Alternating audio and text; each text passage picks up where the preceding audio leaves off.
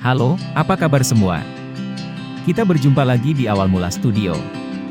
Sebelum mulai jangan lupa subscribe dan like terlebih dahulu agar tidak ketinggalan video-video menarik lainnya. Mari langsung saja kita mulai. Jauh di pegunungan Himalaya India, sebuah danau terpencil yang terletak di lembah bersalju dipenuhi ratusan kerangka manusia. Danau Rob Khun terletak 5,029 meter di atas permukaan laut di dasar lereng curam di Trisul, salah satu gunung tertinggi India, di negara bagian Uttarakhand. Mayat-mayat itu berserakan di sekitar dan di bawah es, Danau Tengkorak, yang ditemukan oleh seorang penjaga hutan Inggris yang sedang berpatroli pada tahun 1942. Selama lebih dari setengah abad, para antropolog dan ilmuwan telah mempelajari mayat-mayat tersebut. Danau Rob Khun menarik para ilmuwan dan pengunjung yang penasaran selama bertahun-tahun.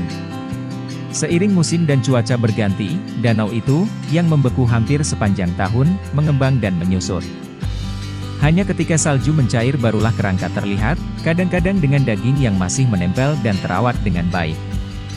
Hingga saat ini, sisa kerangka dari sekitar 600-800 orang telah ditemukan di sini. Dalam promosi pariwisata, pemerintah setempat menggambarkan tempat ini sebagai danau misteri. Selama lebih dari setengah abad, para antropolog dan ilmuwan telah mempelajari mayat-mayat itu dan dibuat bingung dengan sejumlah pertanyaan. Siapakah orang-orang ini? Kapan mereka mati? Bagaimana mereka mati? Dari mana asal mereka?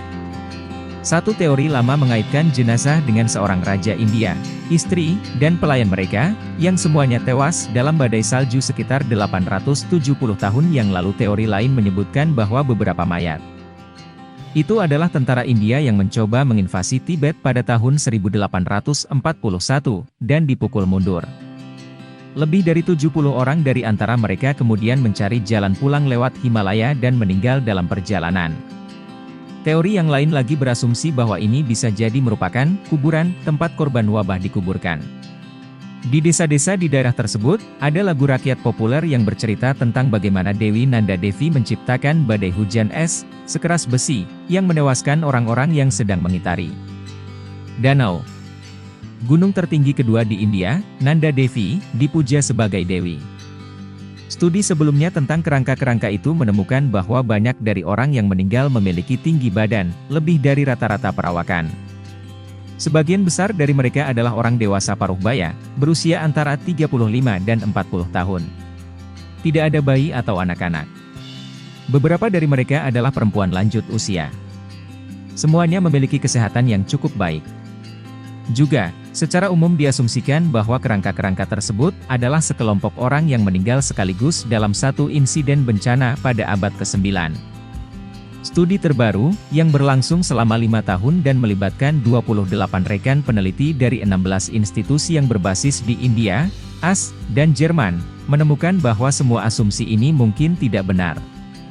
Para ilmuwan melakukan analisis genetik dan penanggalan pada 38 mayat, termasuk 15 perempuan, yang ditemukan di danau, beberapa di antaranya berasal dari suatu waktu sekitar 1200 tahun yang lalu. Mereka mendapati bahwa orang-orang yang mati beragam secara genetik, dan kematian mereka terpisah dalam waktu hingga 1000 tahun.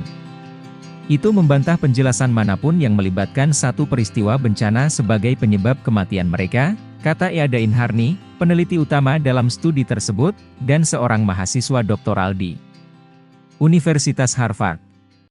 Masih belum jelas apa yang terjadi di Danau Rob Khun, tetapi sekarang kita tahu pasti bahwa kematian orang-orang ini tidak dapat dijelaskan dengan satu peristiwa. Namun yang lebih menarik, studi genetika menemukan bahwa orang-orang yang mati di danau itu beragam. Satu kelompok memiliki gen yang mirip dengan orang-orang yang hidup di Asia Selatan. Kini, sementara kelompok berkerabat dekat dengan orang-orang yang tinggal di Eropa saat ini, khususnya mereka yang tinggal di Pulau Kreta, Yunani. Juga, orang-orang yang berasal dari Asia Selatan, tampaknya bukan berasal dari populasi yang sama. Beberapa dari mereka memiliki garis keturunan yang punya lebih banyak kesamaan dengan orang-orang dari utara anak benua, sementara yang lain memiliki garis keturunan yang dari kelompok yang punya lebih banyak kesamaan dengan orang-orang dari selatan, kata Harni. Jadi, apakah kelompok-kelompok orang yang beragam ini pergi ke Danau Rob Khun dalam kelompok yang lebih kecil dalam periode beberapa ratus tahun? Apakah beberapa dari mereka meninggal dalam satu peristiwa? Tidak ada senjata atau barang perdagangan yang ditemukan di lokasi, Danau Roop Kun tidak terletak di jalur perdagangan. Studi genetik tidak menemukan bukti adanya patogen bakteri purba yang dapat menyebabkan penyakit sebagai penjelasan sebab kematian. Ziarah yang melewati danau barangkali bisa menjelaskan mengapa orang bepergian di daerah tersebut. Studi mengungkapkan bahwa catatan tentang ziarah di daerah tersebut tidak muncul sampai akhir abad ke-19, namun prasasti di kuil-kuil setempat berasal dari abad ke-8 dan ke-10, menunjukkan potensi asal-usul sebelumnya. Jadi para ilmuwan percaya bahwa beberapa mayat yang ditemukan di situs itu ada karena kematian massal saat ziarah.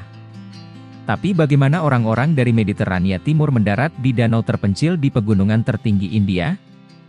Tampaknya tidak mungkin orang-orang dari Eropa melakukan perjalanan jauh-jauh dari Roop Kun untuk ikut serta dalam ziarah Hindu.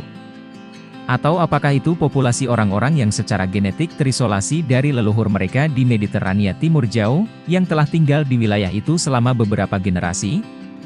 Sampai saat ini belum ada jawaban pasti bagaimana menurutmu tentang Danau Roop Han tersebut? Silahkan tulis di komentar. Semoga informasi tersebut dapat menambah wawasan kita. Terima kasih. Jangan lupa like, subscribe, serta komen di bawah. Apabila mempunyai informasi tambahan, terima kasih.